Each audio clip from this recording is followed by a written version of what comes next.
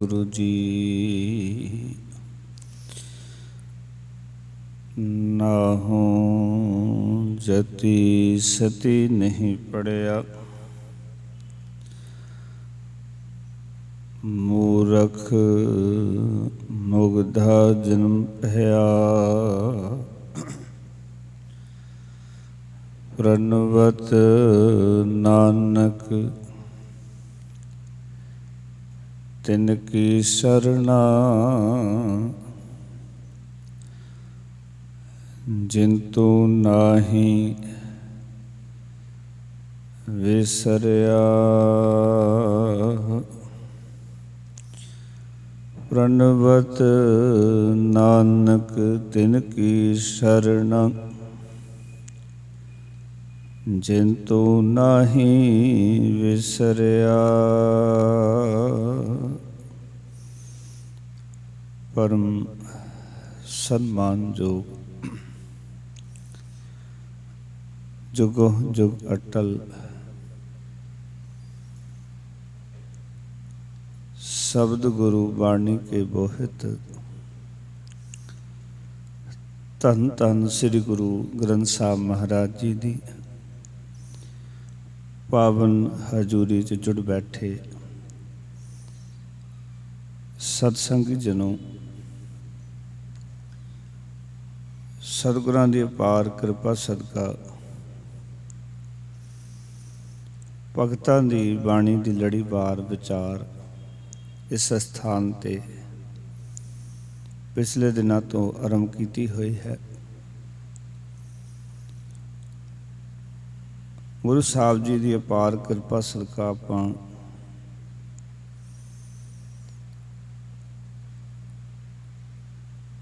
ये रल मिल के जो प्रोग्राम रखे हैं, बिलावल राग तक आपां पहुँच गए हाँ। बिलावल राग का अज दूजा शब्द, विद्या ना परों बाद नहीं जानो, हर गुण कथत सुनत बोरानो।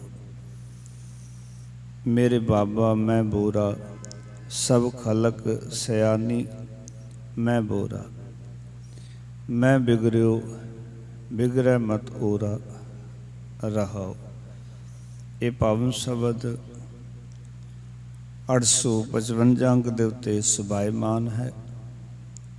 भगत कबीर साहब जी का उच्चारण किया होया बिलावल राग का दूजा शब्द है। आओ इस शब्द के विचार नाल जुड़ांगे। पहला मूल पाठ संगति रूप दे विच करदे हाँ। प्यार नाल गुरफतेह दी सान करो, आखो जी वाहिगुरू जी का खालसा वाहिगुरू जी की फतेह। बिलावल बिलावल विद्या ना परों, विद्या न परों बाद नहीं जानो, बाद नहीं जानो, हर गुण कथत हर गुण कथत सुनत बोरानो।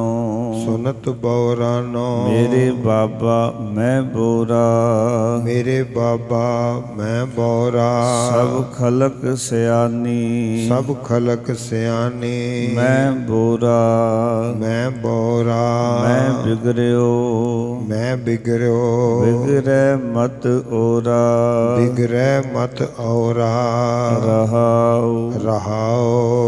आप न बोरा, आप न बोरा, राम कियो बोरा, राम कियो बोरा, सतगुर जार गयो ब्रह्म मोरा। सतगुर जार गयो ब्रह्म मोरा। मैं बिगड़े अपनी मत खोई, मैं बिगड़े अपनी मत खोई, मेरे परम भूलो मत कोई, मेरे परम भूलो मत कोई। सो बोरा जो आप न पछानै, सो बोरा जो आप न पछानै, आप पछानै ता एक जानै, आप पछानै ता एक जानै। अभय न माता सो कबहो न माता। अभय न माता सो कबहू न माता। कह कबीर रामै रंग राता। कह कबीर रामै रंग राता। अभय न माता सो कबहू न माता। अभय न माता सो कबहू न माता। कह कबीर रामै रंग राता। कह कबीर रामै रंग राता। वाहिगुरु जी का खालसा वाहिगुरु जी की फतेह। इस शब्द दे राही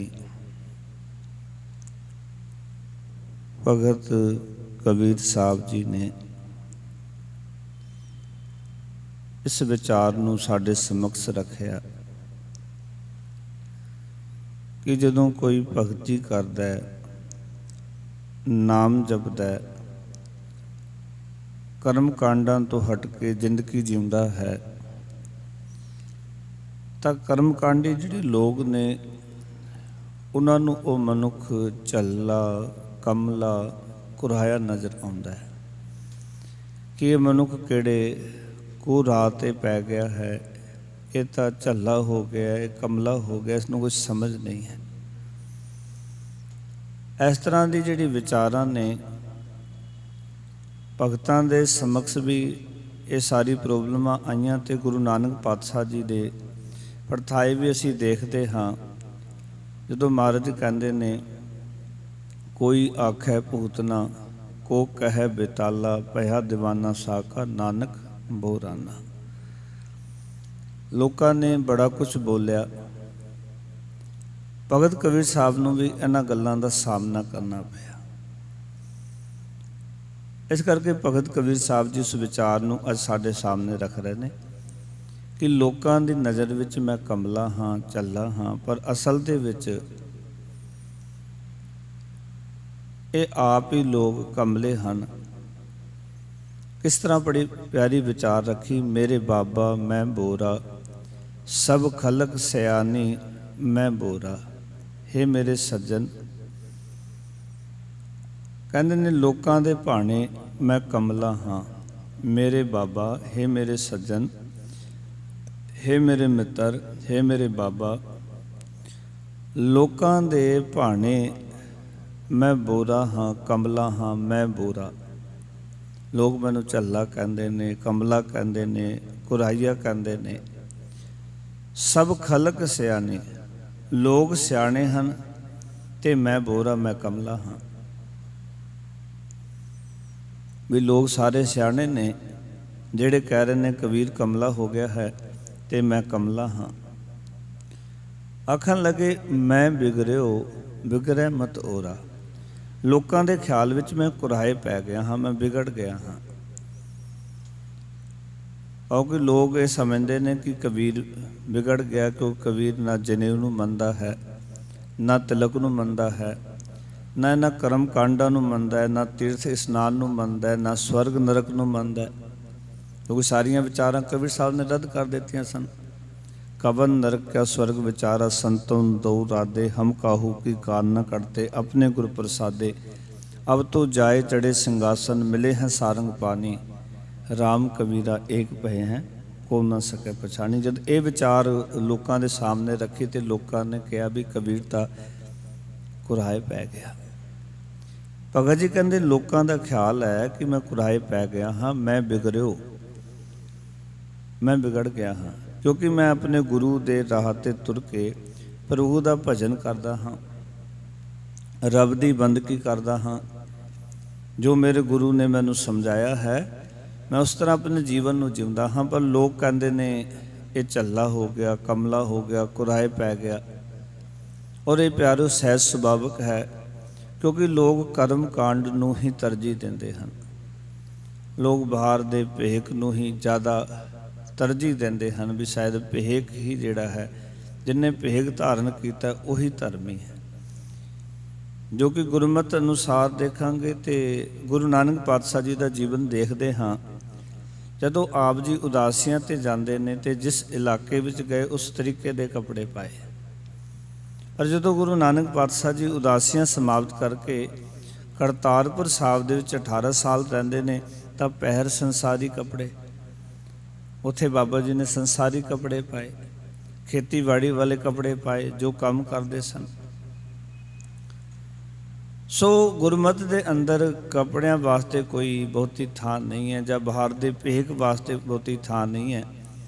ਭਗਤ ਜੀ ਕਹਿੰਦੇ ਮੈਂ ਆਪਣੇ ਗੁਰੂ ਦੇ ਰਾਹ 'ਤੇ ਤਲ ਕੇ ਔਰ ਪ੍ਰਭੂ ਦਾ ਭਜਨ ਕਰਦਾ, ਬੰਦਗੀ ਕਰਦਾ ਹਾਂ, ਪਰ ਲੋਕ ਆਪਣਾ ਧਿਆਨ ਰੱਖਣ ਵੀ ਲੋਕ ਜਿਹੜੇ ਨੇ ਨਾ, ਮੈਂ ਵਿਗੜਿਓ, ਮੈਂ ਤਾਂ ਚਲੋ ਵਿਗੜ ਗਏ, ਵਿਗੜੈ ਮਤ ਔਰਾ, ਪਰ ਹੋਰ ਲੋਕ ਜਿਹੜੇ ਨੇ ਉਹ ਧਿਆਨ ਰੱਖਣ ਕਿ ਕੁਰਾਏ ਹੋਰ ਕੋਈ ਨਾ ਪਏ। ਪਾਓ ਮੈਂ ਤੇ ਕੁਰਾਏ ਪੈ ਗਿਆ, ਉਹ ਆਪਣਾ ਧਿਆਨ ਰੱਖਣ, ਮਤਾ ਉਹ ਆਪਣੇ ਵੱਲ ਦੇਖਣ ਕਿ ਕਿਤੇ ਉਹ ਆਪ ਕੁਰਾਏ ਨਾ ਪੈ ਜਾਣ, ਕਿਉਂਕਿ ਮੈਂ ਤਾਂ ਕੁਰਾਏ ਪੈ ਗਿਆ ਹਾਂ, ਕਿਉਂਕਿ ਮੈਂ ਤਾਂ ਗੁਰੂ ਦੇ ਦੱਸੇ ਹੋਏ ਰਸਤੇ 'ਤੇ ਚੱਲ ਕੇ ਪਰਮਾਤਮਾ ਦੀ ਸਿਫਤ ਸਲਾਹ ਕਰਦਾ ਹੈ, ਉਸ ਦਾ ਭਜਨ ਬੰਦਗੀ ਕਰਦਾ ਹੈ, ਪਰ ਹੋਰ ਲੋਕ ਜਿਹੜੇ ਨੇ ਉਹ ਕਿਤੇ ਕੁਰਾਏ ਨਾ ਪੈ ਜਾਣ।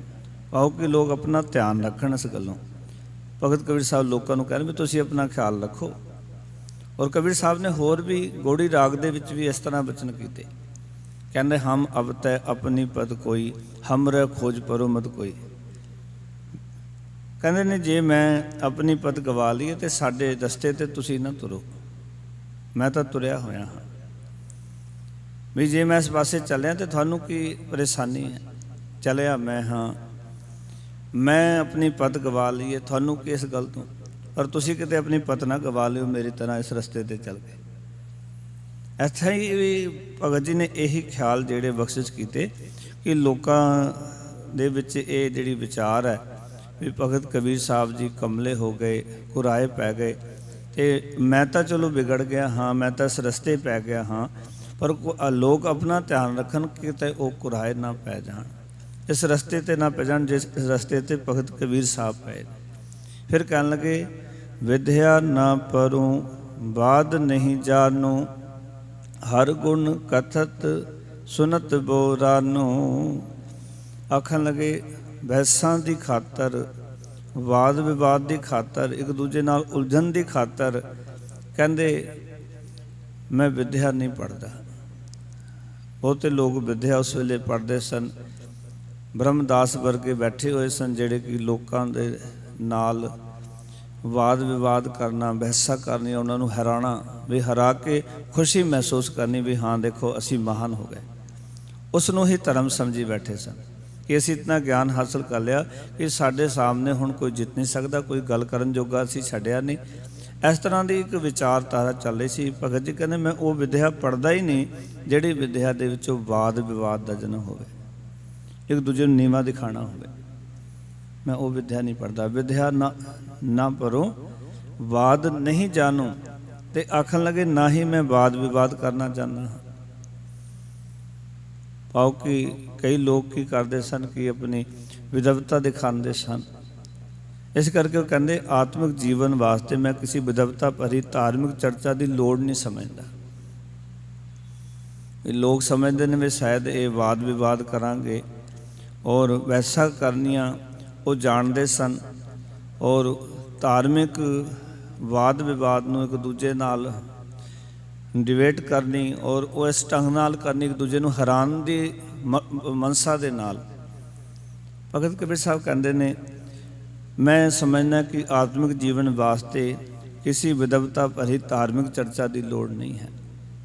ਜੋ ਗੁਰਬਾਣੀ ਕਹਿੰਦੀ ਹੈ ਜੋ ਪ੍ਰਾਣੀ ਗੋਬਿੰਦ ਤੇ ਆਵੇ, ਪੜ੍ਹਿਆ ਅਨਪੜ੍ਹਿਆ ਪਰਮ ਗਤ ਆਵੇ। ਗੱਲ ਤਾਂ ਰੱਬ ਨੂੰ ਧਿਆਨ ਦੀ ਹੈ ਨਾ, ਵਾਹਿਗੁਰੂ ਦੀ ਸਿਫਤ ਸਲਾਹ ਦੀ ਗੱਲ ਹੈ। ਗੱਲ ਇਹ ਨਹੀਂ ਵੀ ਕੋਈ ਪੜ੍ਹਾ ਲਿਖਾ ਜਾਂ ਅਨਪੜ੍ਹ ਹੈ। ਗੱਲ ਤਾਂ ਇਹ ਹੈ ਕਿ ਉਹ ਧਰਮ ਨੂੰ ਸਮਝ ਕਿਵੇਂ ਰਿਹਾ, ਗੁਰੂ ਕੀ ਗੱਲ ਨੂੰ ਕਿਵੇਂ ਜੀਵਨ 'ਚ ਵਸਾ ਰਿਹਾ। ਤੇ ਕਹਿਣ ਲੱਗੇ ਹਰ ਗੁਣ ਕਥਤ ਸੁਨਤ ਬੋਰਾਨੋ। ਭਗਤ ਜੀ ਕਹਿਣ ਲੱਗੇ ਮੈਂ ਤਾਂ ਪ੍ਰਭੂ ਦੀ ਸਿਫਤ ਸਲਾਹ ਕਰਨ ਸੁਣਨ ਵਿੱਚ ਮਸਤ ਰਹਿੰਦਾ ਹਾਂ। ਬੋਰਾਨਾ ਦਾ ਅਰਥ ਹੈ ਇੱਥੇ ਕਿ ਮੈਂ ਮਸਤ ਰਹਿੰਦਾ ਪਰਮਾਤਮਾ ਦੀ ਸਿਫਤ ਸਲਾਹ ਸੁਣਨ ਦੇ ਵਿੱਚ, ਪਰਮਾਤਮਾ ਦੀ ਸਿਫਤ ਸਲਾਹ ਕਰਨ ਦੇ ਵਿੱਚ। ਕਹਿੰਦੇ ਮੈਂ ਮਸਤ ਹੋ ਗਿਆ ਹਾਂ ਉਹਦੀ ਸਿਫਤ ਸਲਾਹ ਦੇ ਵਿੱਚ, ਉਸਦੀ ਵਡਿਆਈ ਦੇ ਵਿੱਚ। ਜਿਵੇਂ ਕਿ ਗੁਰੂ ਅਰਜਨ ਦੇਵ ਜੀ ਮਹਾਰਾਜ ਨੇ ਜ਼ਿਕਰ ਕੀਤਾ ਆਪਣੀ ਬਾਣੀ 'ਚ, ਕਹਿੰਦੇ ਹਰ ਕੀਰਤ ਸਾਧ ਸੰਗਤ ਹੈ ਸਿਰ ਕਰਮਨ ਕੈ ਕਰਮਾ, ਕਹੋ ਨਾਨਕ ਤਿਸ ਭਇਓ ਪ੍ਰਾਪਤ ਜਿਸ ਪੂਰਬ ਲਿਖੇ ਕਾ ਲੈਣਾ, ਤੇਰੋ ਸੇਵਕ ਏ ਰੰਗ ਮਾਤਾ,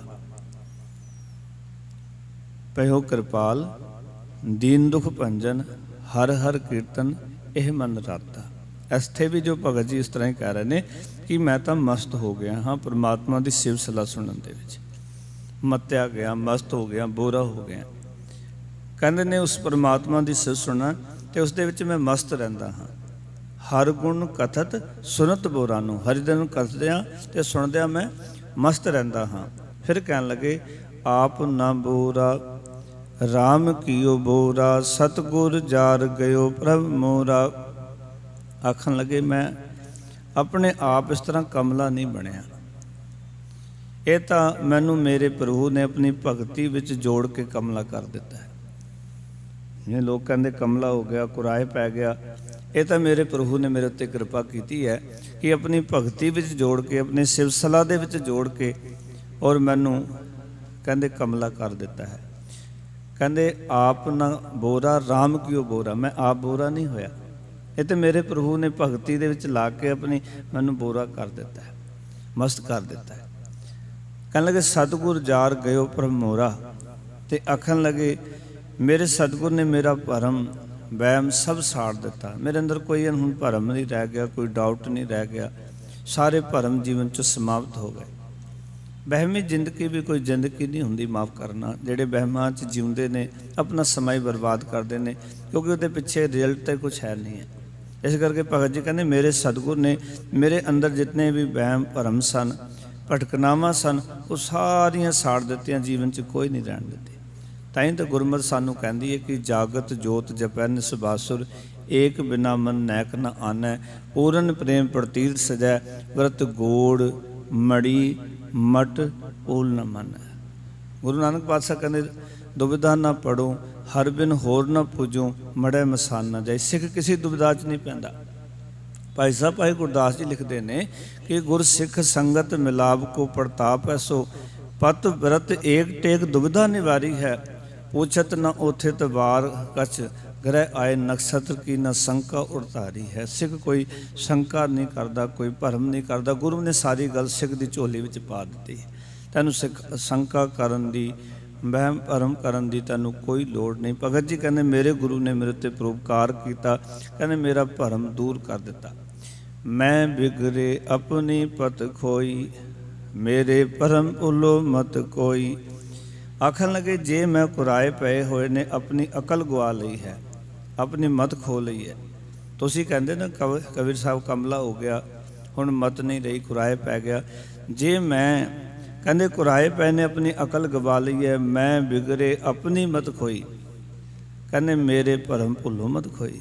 ਆਖਣ ਲੱਗੇ ਲੋਕਾਂ ਨੂੰ ਭਲਾ ਕਿਉਂ ਮੇਰਾ ਇਤਨਾ ਫਿਕਰ ਹੈ ਵੀ ਕਬੀਰ ਸਾਹਿਬ ਕਮਲਾ ਹੋ ਗਿਆ, ਝੱਲਾ ਹੋ ਗਿਆ, ਲੋਕ ਮੇਰੇ ਨਾਲ ਕੀ ਵਾਸਤਾ ਰੱਖਦੇ, ਉਹਨਾਂ ਨੂੰ ਕਿਉਂ ਫਿਕਰ ਹੈ ਇਤਨਾ। ਕੋਈ ਹੋਰ ਧਿਰ ਮੇਰੇ ਵਾਲੇ ਇਸ ਭੁਲੇਖੇ ਵਿੱਚ ਨਾ ਪਏ। ਜਿਹੜੇ ਭੁਲੇਖਾ ਮੈਨੂੰ ਹੈ ਨਾ ਪਰਮਾਤਮਾ ਦੀ ਬੰਦਗੀ ਕਰਕੇ ਸੁਰਖਰੂ ਹੋਣ ਦਾ, ਇਹ ਕਿਸੇ ਹੋਰ ਨੂੰ ਨਾ ਪੈ ਜਾਏ ਕਿਤੇ। ਕਦੇ ਉਹਨਾਂ ਨੂੰ ਕੋਈ ਡਾਊਟ ਹੋਵੇ, ਕਦੇ ਉਸ ਰਸਤੇ 'ਤੇ ਤੁਰ ਪੈਣ, ਆਓ ਕਿ ਉਹ ਪਤਾ ਨਹੀਂ ਕਿਉਂ ਮੇਰਾ ਇਤਨਾ ਫਿਕਰ ਕਰਦੇ ਹਨ। ਕਈ ਵਾਰੀ ਬੰਦਾ ਤੁਸੀਂ ਹੈਰਾਨ ਹੋਗੇ ਕਿ ਬੰਦਾ ਇਸ ਕਰਕੇ ਸੰਸਾਰ ਦੇ ਵਿੱਚ ਆਪਣੇ ਦੁੱਖ ਤੋਂ ਦੁਖੀ ਨਹੀਂ, ਦੂਜੇ ਦੇ ਸੁੱਖ ਤੋਂ ਦੁਖੀ ਹੋ ਰਿਹਾ ਹੈ। ਬੰਦਾ ਆਪ ਭਗਤੀ ਨਹੀਂ ਕਰਦਾ, ਦੂਜਾ ਭਗਤੀ ਕਰੇ, ਚੰਗੇ ਪਾਸੇ ਚਲੇ, ਕਿਸੇ ਦੇ ਬੱਚੇ ਚੰਗੇ ਪਾਸੇ ਚੱਲ ਰਹੇ ਹੋਣ ਤੇ ਆਂਢੀ ਗੁਆਂਢੀ ਦੁਖੀ ਹੁੰਦੇ ਨੇ।